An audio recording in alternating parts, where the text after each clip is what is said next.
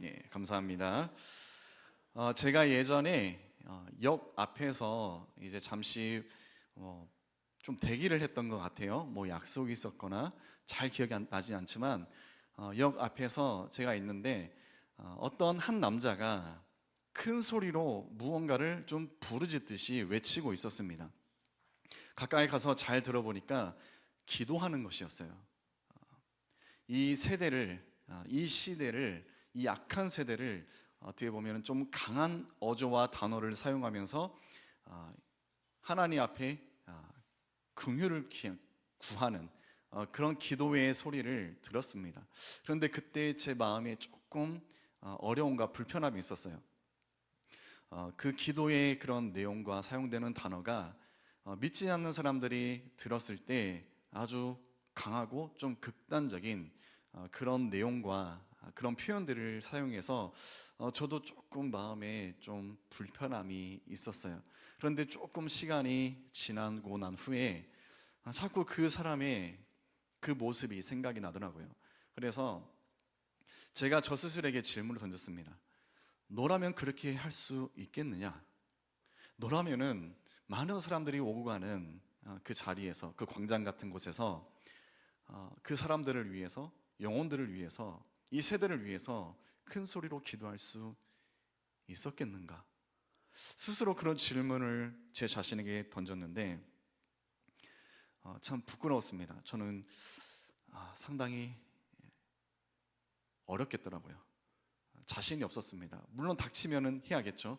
그렇지만 제가 자발적으로 그러지는 못할 것 같아요. 참 용기가 부족한 나의 모습을 발견했고, 반대로 그 사람의 표현과 이런 거를 다 떠나서 아는 만큼 분명하게 나아가서 그것을 행함으로 보여줄 수 있는 그 사람의 모습이 참 용기 있는 모습이고 나보다 훨씬 나은 사람이구나, 제가 그렇게 속으로 재평가를 했던 그런 기억이 있습니다. 성도는 아는 것으로 끝나는 것이 아니라, 그렇게 머무는 것이 아니라 그것이 분명한 행함과 또 믿음의 그런 표현, 이런 것들이 이루어졌을 때 진정한 성도임을 기억하시기 바랍니다.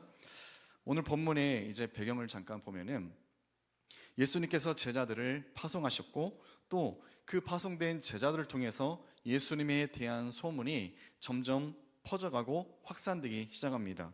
그리고 이 예수에 대한 소식이 누구에게까지 갑니까? 헤롯, 오늘 본문에 등장하는 헤롯 왕에게까지 이 소식이 전해지는 것을 볼 수 있습니다. 오늘 등장하는 이 헤롯이라는 사람, 예전에 담임 목사님께서 이 헤롯 가계도를 정말로 상세하게 한번 그것을 가지고 말씀을 전해 주실 때가 있었어요. 다시 한번 이제 간략하게 살펴보면은 성경에 헤롯이라는 인물, 헤롯이라는 그 이름이 4번 등장합니다. 마태복음 2장 1절을 보면은 그때 헤롯이라는 사람이 등장하는데 우리가 잘 아는 그 사람 맞습니다. 헤롯 대왕. 그리고 마가복음 6장 18절, 오늘 본문의 내용이죠. 등장하는 왕 헤롯 안티파스입니다. 이 헤롯 안티파스는 이제 분봉왕 정도, 전체가 아니라 어느 지역 일부를 다스리는 자라고 생각하시면 좋겠는데 제가 성경을 안 읽었네요. 예.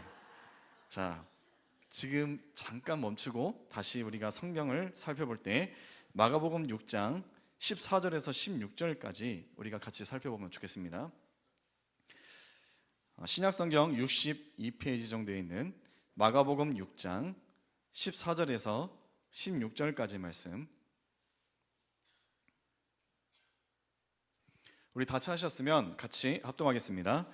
이에 예수의 이름이 드러난지라 헤롯 왕이 듣고 이르되 이는 세례 요한이 죽은 자 가운데서 살아났도다. 그러므로 이런 능력이 그 속에서 일어나느니라 하고, 어떤 이는 그가 엘리야라 하고 또 어떤 이는 그가 옛 선지자 중에 하나와 같다 하되, 헤롯은 듣고 이르되 내가 목벤 요한 그가 살아났다 하더라. 아멘. 이어서 제가 말씀을 드리면은 4명의 헤롯 인물이 등장하는데 첫 번째와 또 오늘 등장하는 헤롯 안티파스, 그리고 사도행전 12장 23절을 보면은 그때 베드로를 잡아 가두었고 또 벌레가 먹어서 죽은 헤롯이 등장하는데, 그 헤롯은 헤롯 대왕의 손자 바로 헤롯 아그리파 1세입니다. 그리고 사도행전 26장 31절을 보면은 바울이 잡혀서 신문을 당할 때 그 앞에 섰던 왕 바로 헤그리파 2세. 이처럼 성경에서는 여러 헤롯의 이름을 가진 사람들이 등장을 하는데, 오늘 본문에서 16절에 내가 목벤 요한 그가 살아났다, 이처럼 두려운 감정을 품고 있던 이 헤롯은 바로 헤롯 안티파스입니다. 우리가 본문을 통해서 알 수 있듯이 왕임에도 불구하고 지금 헤롯 안티파스는 두려움에 빠져 있습니다. 그 이유가 있는데요. 먼저 우리가 또 알아야 될 것은 헤롯 일가는 근친상간으로 인해서 그 가계도가 아주 복잡하고 난잡합니다. 오늘 본문에 등장하는 헤롯 안티파스가 어떻게 보면 그 가문에서 근친상간의 약간 대표격인 그런 인물인데, 헤롯 안티파스에게는 빌립이라는 이복 동생이 있었어요. 그런데 이 이복 동생의 그 아내가 아주 아름다웠습니다. 그래서 자신의 아내를 버리고 강제로 그 이복 동생의 아내를 취해서 왕비로 삼습니다. 참 어처구니가 없는 그런 일이지만 감히 왕에게 이것은 잘못된 것이다 라고 아무도 그것을 항거하지 못했어요. 그 당시에 왕의 권력과 그 힘이 얼마나 강했습니까? 아무도 이건 정말로 잘못했음에도 불구하고 그것에 대해서 지적할 수 없었는데, 그때 한 사람이 왕의 잘못을 지적하고 나서는 이가 나옵니다. 세례 요한입니다. 마가복음 6장 17절과 18절 말씀 우리 같이 읽어보겠습니다. 전에 헤롯이 자기가 동생 빌립의 아내 헤로디아에게 장가든 고로 이 여자를 위하여 사람을 보내어 요한을 잡아 옥에 가두었으니 취한 것이 옳지 않다 하였음이라. 아멘. 왕이 한 일은 부도덕한 일이라고 아무도 왕에게 말하지 못했어요. 그런데 세례 요한이 왕의 이 잘못을 전면으로 그것을 지적합니다. 그리고 왕에게 가서 이것을 직언합니다. 당시 왕은 세례 요한이 너무나도 괘씸하죠. 그런데 왕은 세례 요한이 어떤 인물인지 잘 알았어요. 세례 요한은 아주 의롭고 거룩한 하나님의 사람으로 여겼다. 그렇게 성경은 헤롯이 그렇게 여겼다라고 기록을 하는데, 이것으로 인해서 아주 괘씸하지만 헤롯은 세례 요한을 처벌하기를 아주 두려워했습니다. 괘씸함과 또 두려움, 이 마음들이 공존하고 이제 그것으로 인해서 약간 번민에 빠진 그런 상황 가운데 있는데, 그런데 아내였던 헤로디아 왕비는 그렇지 않았어요. 세례 요한의 이 발언으로 아주 분노합니다. 감히 내가 왕비인데 지가 뭔데 이것이 잘못됐다고 도전을 해? 아주 괘씸하게 여기고 분노합니다. 그래서 헤로디아는 왕에게 계속해서 죽일 것을 강요하지만 당시 왕은 세례 요한이 어떤 사람인지 잘 알기 때문에 죽이는 것에 대해서 크게 꺼려해요. 그래서 옥에 가두는 것으로 상황이 일단락 되었어요. 그렇게 보입니다. 그러나 그렇지 않아요. 왜냐하면 이 헤로디아가 여기에서 끝내지 않아요. 마음의 분을 품고 그것을 계속해서 키우는 것을 볼 수 있습니다. 그래서 이제 오늘 본문에 이제 배경이 되는 그런 사건이 벌어지게 되는데, 여기에서 우리가 또 함께 나누고 고민해야 될 포인트가 있습니다. 우리도 살아가면서 이런 분노, 분함, 이런 감정들을 우리도 때때로 느끼는 경우들이 있어요. 우리가 살아가면서 이런 다양한 성도 또 사회에서도 이런 관계를 맺지 않습니까? 그런데 이 관계를 통해서 우리가 긍정적인 것도 많이 얻지만 이 관계를 통해서 부정적인 것들도 많이 얻습니다. 특히 때로는 이런 분노의 감정이 들 때는 여러분 밤에 잠도 잘 주무시기 힘들 정도로 그 감정에 깊이 휩싸이는 나의 마음의 상태, 여러분들 이건 저만의 문제가 아닐 것입니다. 우리 모두가 공감하고 우리 모두의 문제일 것입니다. 그런데 성도는 분노의 감정, 다른 여러 부정적인 감정이 있지만 그 중에서도 특히 분노의 감정을 오래 마음속에 담아 두어서는 안 될 것입니다. 왜냐하면 그 마음을 통해서 사탄이 역사하기 때문입니다. 사탄이 틈타 역사할 비밀을 제공하기 때문에 비록 인간인지나 아무리 그리스도인이어도 또 목사인 저도 이런 분노의 감정에 휩싸여서 어찌하지 못할 그런 순간들이 있어요. 그런데 그것을 계속해서 곱씹고 그것을 키운다면은 그것이 나 자신을 사단에게 내어주는 행위와 똑같다고 볼 수 있습니다. 하나님께서 또 성경에서는 우리에게 이렇게 교훈을 하고 계시죠. 마태복음 18장 21절 그리고 22절 말씀을 우리가 같이 화면을 보시고 우리 함께 합독하겠습니다. 그때 베드로가 나와서 가로되 주여 형제가 내게 죄를 범하면 몇 번이나 용서하여 주리이까? 7번까지 하오리이까? 예수께서 가라사대 내게 이르노니 7번뿐 아니라 70번씩 7번이라도 할지니라. 아멘. 당시 베드로가 예수님께 질문한 것입니다. 그런데 이 질문을 하는 베드로의 뉘앙스는 이런 것이었어요. 나 이 정도면은 조금 성숙하지 않았습니까? 나 좀 괜찮지 않습니까? 그런 뉘앙스로 말하는 거예요. 왜냐하면 당시 그 율법에서는 눈에는 이에는 이, 누가 내 눈을 실명하게 하면 똑같이 하는 것, 이것이 율법이었어요. 그런데 그 당시 베드로가 그나마 예수님하고 좀 오랫동안 같이 어느 정도 동고동락하면서 그 배움을 얻었다고 예수님한테 말하는 것입니다. 7번 정도 내가 용서하면 됩니까? 이거 말하면서 베드로가 기대한 건 무엇이겠습니까? 칭찬이겠죠. 나 이 정도 좀 괜찮지 않습니까? 나 성장하지 않았습니까? 그런데 예수님의 말씀은 그렇죠. 7번이 아니라 70번씩 7번, 490번이죠. 그런데 정말로 예수님이 490번이겠습니까? 계속 용서하라는 것이죠. 계속 용서하면서 살아라. 이게 예수님의 가르침이죠. 또 우리가 잘 아는 것처럼 예수님께서 이 땅에 오셔서 왜 십자가를 지셨습니까? 나를 사랑하기 때문에. 그리고 그 십자가를 지시고 우리에게 말씀하셨죠. 사랑하라고. 이것이 우리에게 주신 계명입니다. 주님이 우리에게 주신 가르침이 분명합니다. 용서해라, 사랑해라. 그런데 오늘 본문에서 헤로디아는 그 반대의 마음을 품죠. 분노합니다. 그리고 그것을 계속해서 마음 가운데 담아두고 그것을 키웁니다. 그리고 헤로디아의 이 분노는 아주 무섭고 또 아주 집요한 것이었어요. 우리가 성경 마가복음 6장 22절과 23절 우리가 성경책을 같이 보고 같이 읽으면 좋겠습니다. 마가복음 6장 22절과 23절 말씀 우리 같이 읽겠습니다.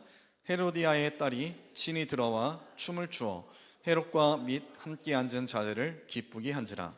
왕이 그 여아에게 이르되 무엇이든지 너 원하는 것을 내게 구하라 내가 주리라 하고 또 맹세하되 무엇이든지 내가 내게 구하면 내 나라의 절반까지로도 주리라 하거늘. 아멘. 헤롯의 생일날 이제 잔치가 벌어지고 그때 헤로디아의 딸이 등장해서 그곳에서 또 춤을 춥니다. 그로 인해서 헤롯과 그 자리에 있는 사람들이 크게 기뻐하고 즐거워했다. 성경은 말하고 있고 또 헤롯은 어떤 소원이든지 들어주겠다. 이렇게 맹세를 해요. 나라의 반까지도 내가 주겠다. 이렇게 약속하고 또 맹세를 하는데 이 모습을 봤을 때 그 어린 딸 아이의 그 모습을 통해서 헤롯이 얼마나 마음에 흡족했는지 기뻐했는지 그것을 우리가 생각해 볼 수 있어요. 그런데 예상치 못한 소원이 빌어지죠. 그 어머니 헤로디아가 그 딸에게 조언하면서 세례 요한의 머리를 달라, 그것을 구합니다. 헤롯은 세례 요한을 해코지하는 것에 대해서 물론 마음은 그러고 싶으나 이 세례 요한이 어떤 사람인지 알기 때문에 그렇게 했을 때 내가 감당할 수 없는 여파가 올 것에 대해서 크게 두려움을 한편으로는 갖고 있었습니다. 이러지도 저러지도 못한. 그런데 오늘 본문에서 우리가 읽었듯이 맹세를 해요. 그리고 딸이 세례 요한의 목을 구합니다. 그리고 오늘 본문에서는 우리가 읽었을 때 어쩔 수 없이 내가 맹세한 것이 있기 때문에 세례 요한의 목을 잘라서 그 딸의 소원대로 주는 이 모습, 우리가 성경을 통해서 알 수 있어요. 저는 두 딸을 둔 아버지로서 예전에는 약간의 그 연민이 좀 들었습니다. 딸아이의 그 재롱잔치, 부모 입장에서는 눈에 넣어도 아프지 않을 그 딸, 이런 모습을 보면서 무엇인들 못 해주겠습니까? 정말로 이 딸아이를 보면서 다 해주고 싶죠.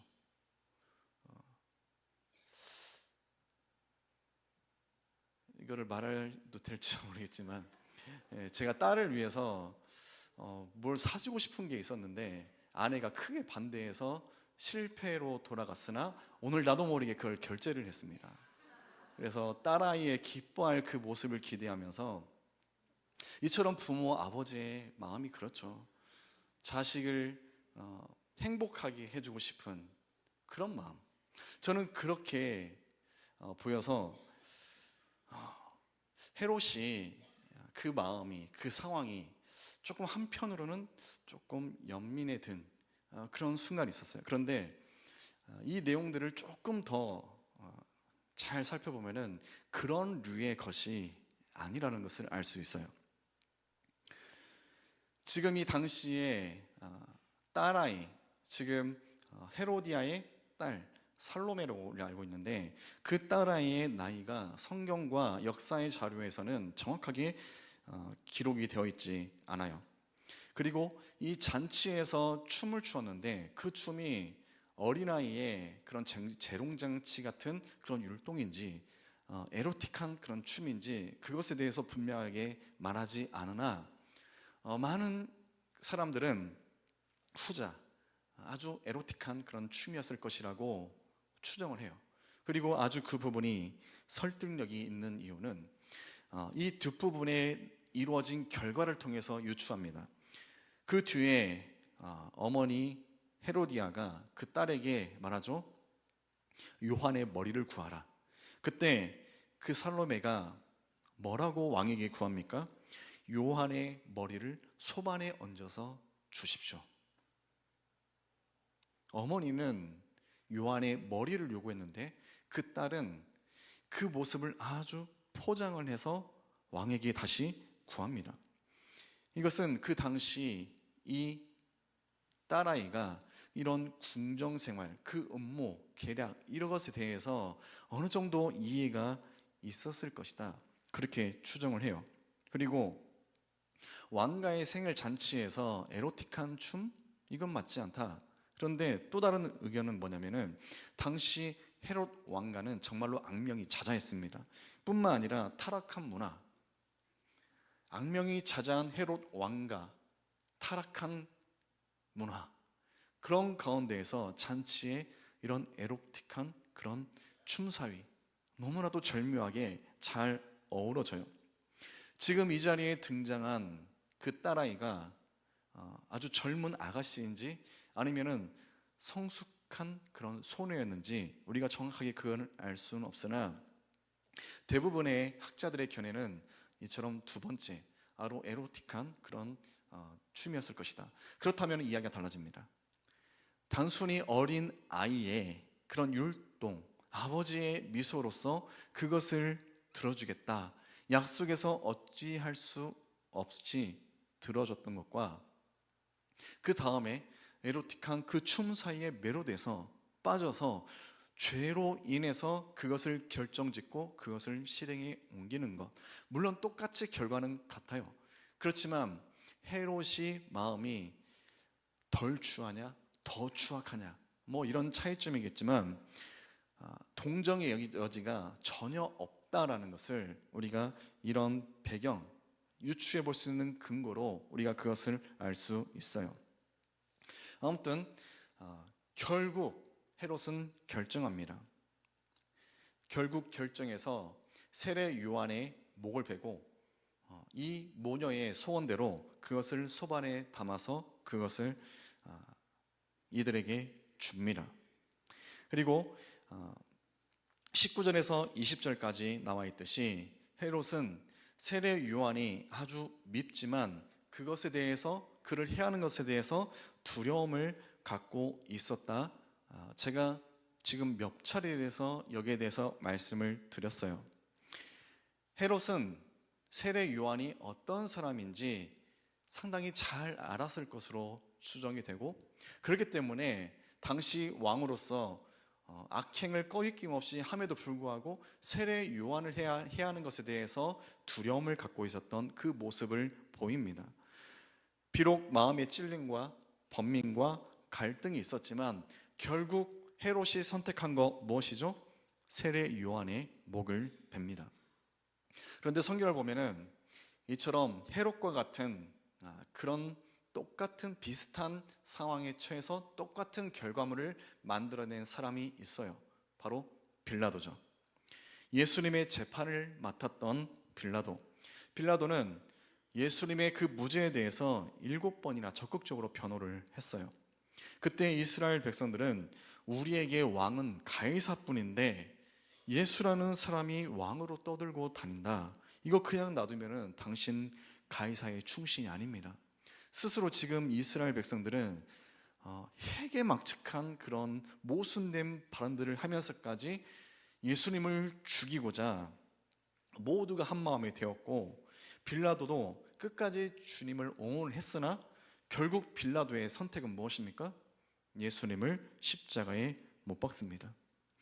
아무 흠도 없지만 주님을 십자가에 못 박았던 빌라도, 또 죄가 없지만 세례 요한의 목을 베었던 헤롯 안티파스, 이 두 사람은 무엇이 잘못되었고 또 무엇이 맞는 것인지 분명하게 분별할 수 있었던 사람이요. 이들 모르고 그런 것이 아닙니다. 다 알았어요. 그럼에도 이들은 선택을 그렇게 한 것입니다. 이들은 예수님에 대해서 또 하나님의 존재에 대해서 분명하게 알았어요. 헤롯이 두려움을 갖고 있었던 그 원인이 바로 하나님의 살아계심을 알았기 때문에 그 하나님이 보낸 사람에 대해서 해하는 것을 두려워했던 것이고, 빌라도도 재판을 하는 데 있어서 그 배경과 그 문제의 소지를 가볍게 보고 재판을 한 사람이 어디 있겠습니까? 누구보다 상세하게 모든 정황을 따져가며 연구를 했을 것입니다. 빌라도도 그렇고 헤롯도 그렇고 하나님과 예수님에 대해서 분명하게 알았던 사람들이에요. 그런데 이들의 선택은 정반대였죠. 이들의 선택을 통해서 이들은 이제 어떤 사람인지 스스로 입증합니다. 하나님과 예수님에 대해서 분명히 알았음에도 불구하고 세상 권력, 자기 자신의 체면, 이런 것들이 이들에게는, 이 두 사람에게는 더 중요했어요. 그렇기 때문에 이들은 행함을 통해서 진짜 자기 마음 가운데 중요한 것이 무엇인지 그것을 행함으로 보여준 것이죠. 사랑하는 성도님, 성경을 보면은 로마서에서 오직 믿음으로 구원을 받는다. 이거 우리에게 정말로 중요한 핵심적인 그런 우리의 교훈, 가르침, 하나님의 말씀 아닙니까? 또 야고보서에서는 뭐라고 말씀하십니까? 행함이 없는 믿음은 죽은 믿음이라 행함을 강조합니다. 이 구절이 서로 많이 대립됐었어요. 그렇지만 여러분, 동전을 보십시오. 그 앞면과 뒷면이 똑같습니까? 똑같은 동전은 세상 어디에도 없죠. 다릅니다. 그렇지만 동전에 다른 두 면이 있는데 그 두 면 가운데 한 면이라도 훼손이 된다면 그것은 동전으로서 가치가 있습니까? 아니죠. 두 개의 다른 모양이 하나가 되었을 때 동전이 동전으로서 가치를 발휘할 수 있는 것입니다. 믿음과 행함이 마치 그런 것이에요. 이것은 서로 따로 떨어뜨려 놓고 무엇이 더 위에 있다, 이게 아닙니다. 믿음과 행함은 함께 가시는 것입니다. 진정한 믿음은 행함으로 드러나는 것이에요. 그리고 행함을 통해서 다시 그 사람 안에 무엇이 진짜 무엇이 있는지 그것을 알 수 있는 것입니다. 이처럼 분명한 믿음은 행함으로 분명하게 나타나게 되는 것입니다. 사랑하는 성도님, 이제 말씀을 좀 정리하겠습니다. 우리 또한 이 세상을 살아가면서 그런 심판의 그런 과정, 어떻게 보면 나 자신이 어떤 사람인지 나 스스로도 내가 그것을 알 수 있는 그런 심판, 그런 과정 가운데 우리는 살고 있습니다. 우리가 아무리 마음 가운데 나 정말로 하나님을 사랑하는 사람이야, 이렇게 여기면서 살아간다 한들, 내 마음 가운데 아무리 그런 마음으로 가득 차 있다 한들 정작 내 삶 가운데 거기에 대한 행함과 어떤 표현이 하나도 드러나지 않아요. 그렇다면은 그게 정말로 진짜 존재하는 마음일까요? 여러분, 진짜 믿음은 행함으로 드러나게 되어 있습니다. 그 사람의 정체는, 진짜 나의 모습은 내가 아무리 숨기려고 해도 숨길 수 없고 반드시 어떤 방식으로든 드러나게 되어 있습니다. 오늘 본문을 이제 마무리하면서 결국 헤롯은 선택을 했죠. 그리고 선택에 따른 결과가 무엇입니까? 6장 16절을 보면은 헤롯은 듣고 이르되 내가 목벤 유한 그가 살아났다. 지금 큰 두려움에 빠져있는 그런 헤롯의 모습을 볼 수 있습니다.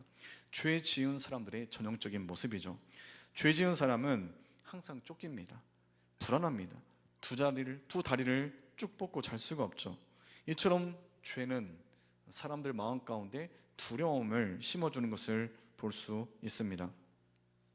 지금 헤롯은 예수님의 그 소식, 제자들을 통해서 확산되는 예수님의 소식을 들으면서 죽은 세례 요한이 다시 살아났다, 이런 심각한 그런 공포에 사로잡히는 이 모습을 우리가 볼 수 있어요. 사랑하는 성도님, 오늘 본문의 그 주제, 의인은 목이 잘려도 승리합니다, 이 주제를 보고 한 목사님, 같이 사무실에 있는 목사님이 제목이 너무 무섭다고, 제목이 너무 무서워요, 그렇게 했는데 그렇습니다. 이 제목대로입니다. 오늘 본문의 이 장면을 역사적인 관점에서 보면은 승자가 누굽니까? 헤롯이죠. 빌라도죠. 역사적인 관점에서 보면은 그들이 더 강했어요. 그들이 살아남았습니다. 그렇지만 성경의 관점으로 보면은 헤롯은 어떤 자입니까? 추악한 자고 범죄한 자, 실패한 인생입니다. 반대로 세례 요한은 비록 비참한 죽음을 맞이했어요. 어떻게 보면 왕들의 그 유흥으로 인해서 한순간 목이 잘렸습니다. 그렇게 이 땅에서 생애가 이제 마무리가 돼요. 하지만 그 세례 요한에 대한 성경의 평가가 어떻습니까? 마태복음 11장 11절 우리가 마지막으로 같이 합독합니다. 내가 진실로 너희에게 말하노니 여자가 낳은 자 중에 세례 요한보다 큰 이가 일어남이 없도다. 이런 놀라운 평가가 세례 요한에게 주어진 것을 볼 수 있습니다. 사랑하는 성도님, 우리가 살아가면서 우리는 계속해서 말씀을 듣고 또 이 말씀의 교훈을 얻고 또 그것을 붙들고 살아갑니다. 그러나 우리가 삶 가운데에서 하나님의 말씀이 내 안에 분명히 있다고 여기지만 그것이 내 삶 가운데 분명하게 드러나지 않는다면은 그것을 무엇으로 여러분들 입증하겠습니까? 아무리 내가 하나님 사랑합니다, 주님밖에 없습니다, 계속해서 그것을 고백하고 살지만 행함 가운데 그것이 하나도 드러나지 않는다면은 하나님도 알아주지 않으실 것입니다. 너 나 사랑한다고? 나 모르겠는데 너 무엇으로 보여줄래? 하나님도 아마 인정해주지 않으실 것입니다. 정말로 내가 믿는다면은, 그렇게 여긴다면은 자연스럽게 그 모습이 내 행함 가운데 분명하게 나타날 것입니다.